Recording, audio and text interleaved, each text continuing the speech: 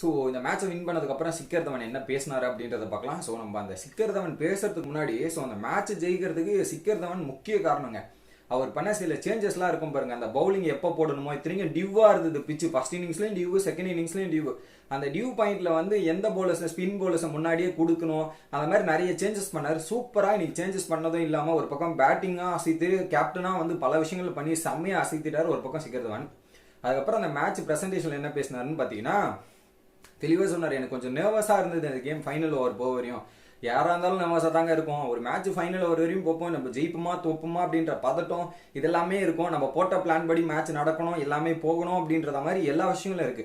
அந்த இடத்துல நான் ஒன்னே ஒன்று தான் நினைச்சேன், காமன் கம்போஸ்டா நம்ம இருக்கணும். நம்ம பவுலர்ஸுக்கு நம்மளுடைய பிளான் என்னவோ அந்த பிளானை செயல்படுத்துற மாதிரி இன்ஸ்ட்ரக்ஷன் கொடுப்போம், அதை பண்ணுவோம் அப்படின்ற மாதிரி தான் பிளான் பண்ணி எக்ஸிக்யூட் பண்ணோம். கரெக்டாக ஒர்க் அவுட் ஆயிடுச்சு.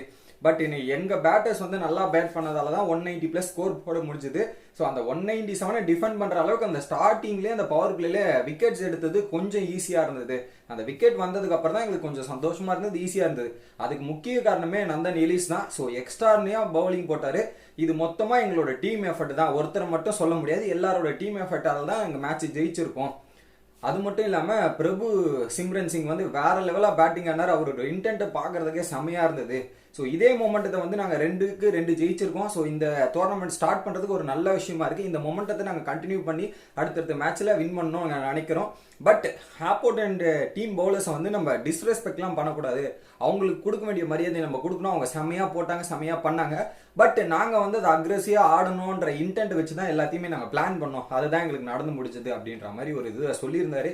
கண்டிப்பாக இன்னைக்கு 2-3 சேஞ்சஸ் வந்து சிக்கர் தவன் பண்ணது எல்லாமே பயங்கரமாக இருந்தது. செம்மையாக பண்ணாருங்க. அந்த ஸ்பின்னர்ஸை யூஸ் பண்ண விதம், எந்த பவுலர்ஸ்க்கு எப்போ கொடுக்குற விதம், இதெல்லாமே பக்காவாக பிளான் பண்ணதால் தான் 2வது மேட்சை ஜெயிச்சிருக்காங்க. நீங்கள் என்ன நினைக்கிறீங்க அப்படின்றத கமெண்ட் செக்ஷனில் கமெண்ட் பண்ணுங்க. வீடியோ பிடிச்சிருந்தா லைக்